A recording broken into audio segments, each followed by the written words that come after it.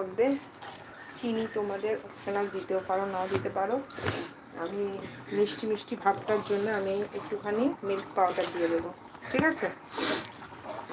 যারা আজকে আমার লাইফটা প্রথমে জয়েন হয়েছিল, পরে কোনোভাবে বুঝতে না পারার জন্য কেটে গেছে, এই দেখো, দেখেছো? এরকম ভরে ভরে আমি দিয়ে দিলাম মিল্ক পাউডার। এইবারে দেখো, এই রেজালা বা ফুলকপি রোজ যাই বলো, এর যে একটা হোয়াইট বেস স্ট্রাকচারটা আসে সেটা তৈরি হয়ে যায়।